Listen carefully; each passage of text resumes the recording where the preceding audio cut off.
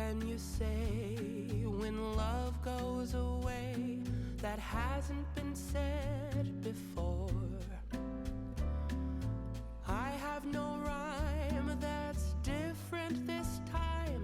There's no words to sing anymore. I haven't a clue why you went away. I only know you are gone. And I sit alone, my heart by the phone. And so I just listen to rain as it falls to the ground and washes the day away. Nothing to show and no place to go. So here in my room. నిన్న జరిగిన 4:15 మన steel plant melting shop 1 దగ్గర ఒక sudden explosion, liquid molten స్టీల్ని పట్టుకుని ఒక bucket లాంటిది ఉంటుంది, దాని ల్యాడర్లో అది బ్లాస్ట్ అయింది. ఆ బ్లాస్ట్ అవడంలో దాదాపు నిన్న మనందరికీ తెలిసింది దాదాపు 8 మంది చనిపోయారు, ఒక 6 మంది గాయపడ్డారు, తీవ్ర గాయాలని. సో వాళ్ళు 2 క్రిటికల్ కండిషన్లో, 6 మంది ఇంకా మేజర్ క్రిటికల్ కండిషన్లో ఉన్నారు. ఇంకా వాళ్ళు ఎలా ఉంటుందని మనస్ఫూర్తిగా మేము బాగుండాలని ఆకాంక్షిస్తున్నాం. వాళ్ళని కూడా పరామర్శకెళ్తాను. అలాగే ఇంకొక 2 ఇప్పుడే ఇందాక కిమ్స్లో చూసి రావడం జరిగింది. వాళ్ళ ప్రాణాపాయానికి బయటపడ్డారు. ఇప్పుడు ఇందాక లోపలికి పోయి మొత్తం చూస్తూ ఉంటే కార్మికులు కూడా కొంతమంది ఇంటరాక్ట్ అయ్యారు. సో వాళ్ళతో కూడా మాట్లాడుతుంటే ఎలా జరిగింది ఏంటి అంటే, వాళ్ళు అంతకు ముందు రోజు కూడా ఇంకా పక్క దాంట్లో ఇలాంటిది ఏదో జరిగింది, కానీ అది నైట్ టైం ఎవరు లేకపోవడం వల్ల ఒక తెలియలేదని అన్నారు. ఇది బేసిక్, ఇది ఎంత సేఫ్టీ ప్రోటోకాల్స్ ఎంత జరిగినాయి, ఎంత మెయింటైన్ చేశారు సేఫ్టీ ప్రోటోకాల్స్. అలాగే మేజర్ కనిపించేది అప్గ్రేడేషన్ ఆఫ్ స్టీల్ ప్లాంట్ మేజర్గా చూస్తుంటే ఇప్పుడు దాకా నేను దారిలో నిన్న నుంచి అడుగుతూ ఉన్నాను, అసలు ఇలాంటి సంఘటన ఎక్కడైనా జరిగిందా, ఇంతకుముందు జరిగిందా అంటే లాస్ట్ 33 years 36 yearsలో ఎక్కడ జరగలేదు ఇలాంటి ఇన్సిడెంట్ అని చెప్తా ఉన్నారు నాకు వచ్చిన ఇన్ఫర్మేషన్. ఇలాంటి పర్టికులర్ స్టీల్ ప్లాంట్ బిలాయ్ ఉంది, కానీ మిగతా అన్ని కొంచెం డిఫరెంట్ స్టీల్ ప్లాంట్స్, వాటి మెషినరీ కానీ వాటి అప్గ్రేడేషన్ కానీ కొంచెం డిఫరెంట్గా ఉంటుంది. దీనికి లాగా ఉండేది ఒక బిలాయ్ తప్ప మిగతాయి కొత్తగా ఉంటాయి. అదే ప్యారలల్గా మిగతా చోట్ల ఎక్కడ జరుగుతున్నాయని. చైనాలో కూడా జరిగింది, కానీ ఇంకొక ఫ్రాన్స్లో కూడా జరిగింది, కానీ ఇలాంటి సంఘటన అయితే జరగలేదు. ఈ పర్టికులర్ ల్యాడల్, ఈ మోల్టెన్ లావాని క్యారీ చేసే బకెట్, ఏమన్నా చేసే ల్యాడల్ అనే బకెట్ ఇప్పుడు బ్లాస్ట్ అవడం చూడలేదు, ఇప్పుడు జరగలేదని చెప్తా ఉన్నారు. అక్కడ ఒక డిఫరెంట్ బ్లాస్ట్ జరిగినాయి, బట్ ఈ కైండ్ ఇప్పుడు జరగలేదు. అందుకని ఇప్పుడే బొకారో స్టీల్ ప్లాంట్ నుంచి నాకున్న ఇన్ఫర్మేషన్, ఒక 3 men కమిటీ ఒకళ్ళు వచ్చి ఫామ్ చేస్తే వాళ్ళు ప్రిలిమినరీ ఇన్వెస్టిగేషన్స్ కూడా వస్తారు. ఏ నేపథ్యంలో జరిగినాయి, సేఫ్టీ ప్రోటోకాల్స్ ఎలా ఉన్నాయి, సేఫ్టీ ఆడిట్ ఎలా జరిగింది, ఇవన్నీ పరిగణలోకి తీసుకొని వాళ్ళు చేశారంటే ఇవన్నీ సీరియస్ ఇష్యూస్ కాబట్టి కూర్చోబెట్టి ఒక ప్రెస్ మీట్లో ఇది ఒక ఎమోషనల్గానో ఏదైనా కూర్చోబెట్టి సడన్గా ఒక మాట అనేయకూడదు, అది మా అందరి మీద బాధ్యత ఉంది. అందుకని ముందు ప్రభుత్వ పరంగా కానీ మొత్తం అసలు ఒక్కొక్క రెగ్యులర్ ఎంప్లాయీస్ ప్రాణాలు కోల్పోయిన వాళ్ళందరికీ కూడా 1,72,00,000 వారికి అందజేయడం జరుగుతూ ఉంది. అలాగే కాంట్రాక్ట్ ఎంప్లాయీస్కి 45.75 లక్షలు, అలాగే వాళ్ళ ఎంటైటిల్డ్ టర్మినల్ బెనిఫిట్తో పాటు మరణించిన వారి కుటుంబానికి 5 లక్షలు ఎక్స్గ్రేషియా, మరణించిన వారి కుటుంబ సభ్యులకు ఒక్కొక్కరికి ఉద్యోగం, సివియర్గా ఇంజూర్ అయిన వారికి 10 లక్షలు, అలాగే ట్రీట్మెంట్లో అయ్యే ఖర్చు మొత్తం రాష్ట్రీయ ఇస్పాట్ నిగమ్ లిమిటెడ్ వారు భరిస్తారు. అలాగే స్టీల్ ప్లాంట్ ఉద్యోగుల పిల్లల చదువులు ఏ విధంగా అయితే కొనసాగుతున్నాయో అదేవిధంగా మరణించిన వారి పిల్లలకు కూడా అది వర్తిస్తుంది, వారి చదువు అలాగే కంటిన్యూ అవుతుంది. మరణించిన వారి notional date of superannuation, that means retirement, ఏ రోజు వరకు అయితే ఉంటుందో అప్పుడు దాకా వారి కుటుంబ సభ్యులు స్టీల్ ప్లాంట్ క్వార్టర్స్లోనే ఉండొచ్చు. అలాగే ఎవరైతే కుటుంబ సభ్యులు స్టీల్ ప్లాంట్ టౌన్షిప్ బయట ఉన్నారో వారు కూడా ఇఫ్ దే డిజైర్ అంటే వాళ్ళు కోరుకుంటే ఆ స్టీల్ ప్లాంట్ క్వార్టర్స్లో కూడా వాళ్ళు కూడా ఉండొచ్చు. అలాగే ఇందాక నేను చెప్పినట్టుగా బొకారో స్టీల్ ప్లాంట్ నుంచి ఒక 3 men కమిటీని ఎంక్వైరీ జరుగుతూ ఉంది. అలాగే మరణించిన వారి కుటుంబాలకి, ఆసుపత్రిలో ఉన్న వారికి అండగా నిలబడుతూ రాష్ట్ర ప్రభుత్వం కూడా వారికి పూర్తి సహాయ సహకారాలు అందిస్తాం. అంటే ఇవన్నీ అంటే ఒకటి స్టీల్ ప్లాంట్ మన ఇక్కడ ఆంధ్రప్రదేశ్లో ఇది ప్రైవేటీకరణ జరగకూడదని కోరుకున్న వాళ్ళలో ముందుండి గత కొన్ని సంవత్సరాలుగా మేము ఇది మా కోరిక, ఇది విశాఖ ఉక్కు ఆంధ్రుల హక్కు అని, అంటే మొన్న 32 మంది చనిపోతే దాంట్లో ఈవెన్ మన తెలంగాణలో కూడా 3 చనిపోయారు. ఇది మన విశాఖ దానికోసం అప్పుడు ఉమ్మడి రాష్ట్రంలో. అందుకని ప్రైవేటీకరణ జరగకూడదు, ఇది మన రాష్ట్ర ప్రభుత్వం కింద ప్రభుత్వ స్టీల్ ప్లాంట్ కింద ఉండాలనేది మా అందరి ఆకాంక్ష. అదేవిధంగా కేంద్ర ప్రభుత్వం ప్రధానమంత్రి గారి నాయకత్వంలో ఇది అలాగే కొనసాగిస్తున్నారు అదే స్ఫూర్తిని. అది ఇప్పుడు మాకు ప్రిలిమినరీగా మేము చూస్తున్నప్పుడు అందరితో మాట్లాడుతున్నప్పుడు అనిపించింది some kind of upgradation is need. అలాగే క్యాప్టివ్ మైండ్స్ ఉండాలి అంటే ఇది ఏ స్థాయిలో ఎందుకు జరగలేకపోతుంది అని అనడానికి, అంటే ప్రభుత్వ పరిశ్రమలు కానీ ఎందుకు కాయలా పడుతున్నాయి, ఎందుకు వెనకబడుతున్నాయి అంటే ఆఫ్కోర్స్ సర్టన్ మేనేజ్మెంట్ ఇష్యూస్ కావచ్చు, లేదంటే ఓవర్ ఎక్సెసివ్ లోడ్ ఏదైనా ఉందా, ఇవన్నీ ఎందుకంటే కూర్చోబెట్టి ఒక కోణంలో నుంచి ఒక దృక్కోణం నుంచి చూస్తే సరిపోదు. సో దీనికి సంబంధించి నేను ఇందాక మన సోదరులు మనోహర్ గారితో మాట్లాడుతూ ఏం చేద్దామంటే ఒక్కసారి నేను స్టీల్ ప్లాంట్ కార్మికుల అసలు ఏంటి, మీరు స్టీల్ ప్లాంట్ గురించి మీ అభిప్రాయాలు ఏంటి, మీ సమస్యలు ఏంటి అనేది నేనే ప్రత్యేకించి ఈ గొడవ కొంచెం వీళ్ళందరికీ మన మెడికల్ ట్రీట్మెంట్ అంతా అయ్యి కొన్ని రోజులు అయ్యాక ఖచ్చితంగా నేను నేనే కాల్ఫర్ చేస్తున్న ఒక మీటింగ్. ఒకసారి ఆ మీటింగ్లో మన విశాఖ స్టీల్ ప్లాంట్ కార్మికులు అసలు ఏ సమస్యలు ఉన్నాయి, ఏంటి ఉన్నది నేను అందరినీ సావధానంగా వింటాం. అది దాని రౌండ్ టేబుల్ అంటామా, లేదంటే కూర్చోబెట్టేది వారి ఒక ఇంటరాక్షన్ కార్యక్రమం ఏ పేరు పెట్టినా కానీ దానికి నేను ఖచ్చితంగా నేను ఒక్కసారి ఆ మీటింగ్ నేనే నా ఆధ్వర్యంలో నేను ఆర్గనైజ్ చేసి ఒకసారి అందరికి వింటాను. ఈలోపు మనందరం చేయగలిగేది పోయిన ప్రాణాలకి ఎంత విలువ ఇచ్చినా కానీ తిరిగి తీసుకురాలని వారి కుటుంబ సభ్యులకి నా ప్రగాఢ సానుభూతిని తెలియజేస్తూ రాష్ట్ర ప్రభుత్వం ఎప్పుడు సహాయ సహకారాలు అందిస్తూ ఉంటుంది. స్టీల్ ప్లాంట్ ఇలాంటి భవిష్యత్తులో ఇలాంటి పునరావృతం కాకుండా ఉండాలి అనేది మా అందరి ఆకాంక్ష. కాకపోతే ఇది మేము ఒక బలమైన పాలసీలు చేయగలం, కానీ నేను ముందు నుంచి పరవాడ కానీ వైజాగ్ చుట్టుపక్కల ప్రాంతాల అనకాపల్లిలో కానీ ప్రతి 5-6 నెలలకి ఒక 8 నెలలకు ర్యాండమ్గా ఒక సంవత్సరానికి 2 సార్లు ఏదో ఒక చోట ఇలాంటి సంఘటనలు జరుగుతూ ఉన్నాయి. ఇది కొంచెం అలామింగ్గా ఉంది నాకు. నేను ప్రత్యేకించి ఏం చెప్తున్నానంటే అసలు యాజమాన్యాలు సేఫ్టీ ఆడిట్ ఎంతవరకు చేస్తున్నాయి, అలాగే రాష్ట్ర ప్రభుత్వం నుంచి దీన్ని పర్యవేక్షణ చేయాల్సిన అధికార యంత్రాంగం ఎలా ఉంది, ఇండస్ట్రియల్ చీఫ్ ఇన్స్పెక్టర్ ఆయన ఏ స్థాయిలో ఉన్నారు, ఒకవేళ చిన్న లోపాలు ఏదైనా ఉంటే వాళ్ళకి కూర్చోబెట్టి పంపించారా, ఒకవేళ సపోజ్ ఏదైనా వైలేషన్స్ ఏమైనా ఉంటే వైలేషన్స్ని మీరు రిపోర్ట్ చేశారా, లేదంటే వాళ్ళు దాని మీద యాక్షన్ తీసుకోలేదు, ఇవన్నీ కూడా జరగాలి. అంటే నాకు ఇందాక చెప్పినది ఎంతవరకు వాస్తవాలు నాకు తెలియదు, జస్ట్ ఒక ఆన్ హ్యాండ్ ఇన్ఫర్మేషన్ చెప్తా ఉన్నాను. ఇక్కడ వైలేషన్స్ ఉన్నాయి, మేము ఒక ఫ్యూ మంత్స్ బ్యాక్ చెప్పాం, 6 months బ్యాక్ కూడా తెలియజేసాం, ఎవరో రెస్పాండ్ అవ్వలేదు అంటే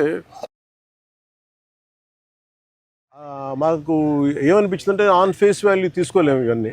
సో అందుకనే దీనికి కీలకమైన కారణాలు ఏంటి, the exact causes and investigation detail enquiry has been initiated to ascertain the reasons and fix responsibility.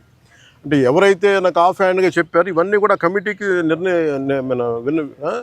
నివేదిక ఇచ్చినప్పుడు ఖచ్చితంగా దాంట్లో పరిగణలో తీసుకుంటారు. ఎందుకంటే ఇది కూర్చోబెట్టి నేను ఇది పొలిటీషియన్స్ కానీ లేదంటే నా పదవి నాలాంటి అంటే దీనికి మేము పై స్థాయి నుంచి చూడగలం తప్ప దీన్ని లోతుపాతులు అర్థం చేసుకునే ఒక అధ్యయన బృందమే వాళ్ళు దీంట్లో ఎక్స్పర్టీస్ ఉన్న వాళ్ళే మాట్లాడాలి దీని గురించి. కాకపోతే నా ఇంటెన్షన్ ప్రతిసారి ఏంటంటే ప్రతిసారి ఇలాంటి దుర్ఘటన జరిగినప్పుడల్లా మనం బాధపడుతున్నాం, కానీ పునరావృతం కాకుండా ఏమేం చేయగలగాలి, ఎలాంటి చర్యలు తీసుకోవాలి, ఇది మటుకు ఇది నిరంతర పహారా. ఇది అంటే ఇది ఒకసారి నిర్లక్ష్యం కూడా కాకపోవచ్చు, ఒకసారి మెటల్స్ వాటి తీసుకునే వాటి ప్రభావం ఎలా ఉంటుంది, వాటి యాక్షన్ ఎలా ఉంటుంది, వాటి రియాక్షన్ ఎలా ఉంటుంది, always it is certain accidents జరుగుతూ ఉంటాయి, ఇట్ ఆల్వేస్ సర్ప్రైజెస్. అంటే ఎంతమంది మేధావులు కూర్చున్నా కానీ శాస్త్రవేత్తలు కూర్చున్నా కానీ వాళ్ళు ఎప్పుడు అర్థం చేసుకోవడానికి ఒక కొత్తది సంఘటన జరుగుతూ ఉంటుంది. ఆ కోణంలో కూడా చూడాలి దీన్ని.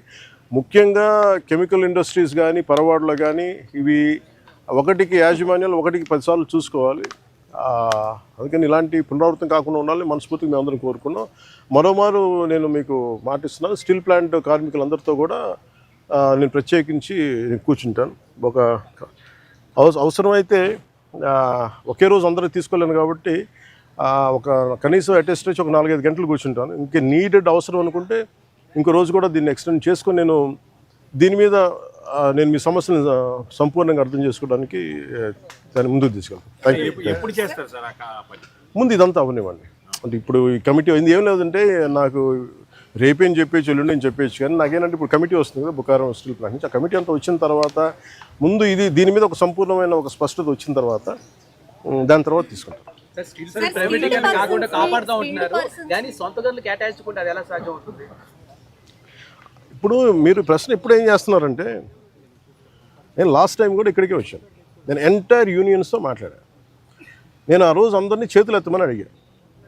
ఒక్కళ్ళు చేతులు ఎత్తాలి. ఆ రోజు ఢిల్లీ తీసుకెళ్తాం రండి క్యాప్టివ్ మైన్స్ గురించి అంటే అందరూ కన్వీనియంట్గా ఆ రోజు ఒక్కళ్ళు చేతులు ఎత్తాలి. అంటే మీరు ఇండివిజువల్ పార్టీ పాలిటిక్స్ స్టిల్ మీరు కలెక్టివ్గా స్టీల్ ప్లాంట్ మాది అనుకున్న irrespective party verticals or wing verticals పక్కన పెడితే, మీరు స్టీల్ ప్లాంట్ కార్మికులు బాగు కోరుకోవాలి, ఇది బాగుండాలి, ఇది విశాఖ ఉక్కు, ఇది ఆంధ్రుల హక్కు అనే మీరు పదాన్ని నిజంగా మీరు ముందుకు తీసుకెళ్లాలి స్ఫూర్తినంటే, నేను ఆ రోజున ఇదే దాంట్లో గత వైసీపీ ప్రభుత్వం ఇది అమ్మేస్తానంటే మేము వచ్చి కూర్చొని కొట్లాడాం దీనికి. అదే దాన్నే నివేదిక రూపంలో నేను మన హోంమంత్రి గారికి తెలియజేశాను. అది మీరు చూస్తే వెంటనే దాన్ని ఆ ప్రైవేటీకరణ కూడా ఆగి ఈరోజు ఇక్కడికి వచ్చింది. ఇది మేమందరం సమిష్టిగా చేసాం, మాట్లాడాం. కాకపోతే ఏమవుతుందంటే దీన్ని క్యాప్టివ్ మైన్స్ అంటే మరి ఇంతకాలం ప్రాబ్లం ఏమవుతుందంటే సార్, మీరు మాట్లాడుతున్నప్పుడు నన్ను అడగగలరు. అంటే మీరు సమస్యలు మోసేవాడి మీద మీరు ఒక పంచింగ్ బ్యాగ్ లాగా అంటే మీరు అంటున్నారు కానీ జనరల్ నేను జస్ట్ ఒక పర్సెప్షన్ చెప్తా ఉన్నా. ఎవరైతే బాధ్యతలు తీసుకుంటారో వాళ్ళ మీద ఎక్కువ ప్రశ్నలు వస్తాయి తప్ప అడగాల్సింది ఎవరు? ఒక 5 సంవత్సరాల నుంచి వాళ్ళు ఉన్నారు. దానికి ముందు కాంగ్రెస్ ప్రభుత్వం ఉంది, ఆల్మోస్ట్ క్లోజ్ టు 10 years. ఇది అప్పటి నుంచి చేయాల్సింది. ఇవన్నీ వారసత్వపు ఇష్యూస్గా వచ్చినాయి, లెగసీ ఇష్యూస్గా వచ్చేసినాయి. నాకేముంది, నేను ఏ సమస్యల నుంచి మేము పారిపోవడానికి లేము. ఉన్నది వాస్తవాలు చెప్పి అర్థం చేసుకొని దానికి ఒక పరిష్కార మార్గం ఎతకడానికే మేము సంపూర్ణ సర్వప్రయత్నాలు చేస్తాం. మీరేదో అడుగుతున్నారు మేడం? సార్, టెక్నికల్ గా ఉన్న వాళ్ళని తగ్గించేసి అడ్మినిస్ట్రేటర్స్ తో రన్ చేస్తున్నారు. పని ఒత్తిడి కూడా కార్మికులు, నిర్వహణ లోపం చాలా ఎక్కువగా ఉంది అనేది కూడా లోపల పనిచేసిన కారణం వాళ్ళు అంటున్నారు మేడం. ఇది ఇంత మీరు అడిగిందే నాకు చెప్పారు. కాకపోతే ఇది ఏంటంటే, ఇది మనం నేను దీనికి సంబంధించి అనుభవం ఉన్న వ్యక్తిని కాదు నేను. కాకపోతే నేను ఏం చేయగలను, ఇప్పుడు మీరు అన్నది ఎంతవరకు అనేది నేను పబ్లిక్ తీసుకెళ్ళగలను. లేదంటే రేపు పొద్దున్న విచారణ ఈ కమిటీ ఏదైతే వస్తుందో వాళ్ళకి మేము చెప్పగలం. సో నేను అందుకని అంటాను, వన్స్ వీళ్ళందరూ ఆ కమిటీ తీసుకున్న తర్వాత నేను ఒకసారి కార్మికులతో ఇంటరాక్ట్ అయ్యాను అనుకోండి. ఇప్పుడు ఏమైపోతుంది, ఇప్పుడు మాట్లాడాలంటే అందరూ ఒకేసారి మీద పడిపోతే కాదు. చాలా ప్రశాంతంగా కూర్చొని చాలా నిబద్ధతతో చేయాల్సిన మీటింగ్. సో అది నిజంగా మీరు చెప్పింది కూడా పరిగణలో తీసుకొని వాటితో మాట్లాడతాం. లాంటి స్టీల్ ప్లాంట్ చాలా వరకు దేశంలో చాలా స్టీల్ ప్లాంట్ ఉన్నాయి. ఎక్కడ లేనంతగా ఇక్కడ ఈ ప్రాంతంలో ఈ స్టీల్ ప్లాంట్లో ప్రమాదాలు జరుగుతున్నాయని కార్మిక నేతలు చెప్తున్నారు. కార్మికులు కూడా ఆందోళన. దీన్ని ఎలా చూడొస్తారు మీరు? నేను స్టీల్ ప్లాంట్ కార్మికులు, మీరు సంఘాలు ఉన్నాయి కదండి, సంఘాలు ఉన్నప్పుడు మీరు కూర్చోబెట్టి వీళ్ళు ఒక్కొక్క ప్రభుత్వం వచ్చినప్పుడు ఒకలా బిహేవ్ చేస్తాయి సంఘాలు. నాకు ఇబ్బంది ఏముందంటే, సంఘాలు అనేవి ఇర్రెస్పెక్టివ్ ఆఫ్ ఏ ప్రభుత్వం వచ్చింది ఏ ప్రభుత్వం పోయింది అనే కంటే కూడా సంఘం కార్మికుల సంక్షేమం కోసం ఇర్రెస్పెక్టివ్ ఆఫ్ మనం ఎవరు బాగా చేయగలం అని ఆలోచించాలి తప్ప, మీరు వైసీపీ వచ్చినప్పుడు కాంప్రమైజ్ అయిపోయి, వైసీపీ వచ్చినప్పుడు ఈ స్థలాలని మనం ప్రైవేటీకరణ చేసేద్దాం వాళ్ళతో కుంభక ఇవి నేను వాస్తవంగా చెప్పగలను. ఆ రోజు నేను కూర్చున్నప్పుడు ఎందుకు ఇంత బలంగా మాట్లాడగలంటే, ఆ రోజు నేనే నోరు తెరిచి అడిగితే ఒక్కరు చెయ్యి చూపులు. సో అందుకని మొదటి రక్షణ కవచం ఎవరు? సంఘాలు ఈ పొలిటికలైజేషన్లోనో లేదంటే మన పార్టీ రాజకీయాల్లో పడిపోయి నిజంగా కార్మికుల సంక్షేమం ఎంతవరకు ముందుకు తీసుకెళ్లారు అనేది కూడా నాకు వాళ్ళతో కూర్చొని నేను మాట్లాడతాను సార్. నేను I don't try to shy away from this.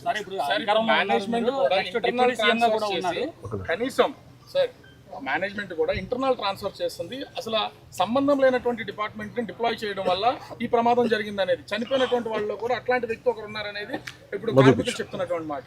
అంటే ఇప్పుడు స్టీల్ ప్లాంట్ యాజమాన్యం కూడా ఈ ఎంప్లాయీస్ విషయంలో కొంత అలసత్వం వహిస్తుంది అనేది ప్రధానమైనటువంటి విమర్శ.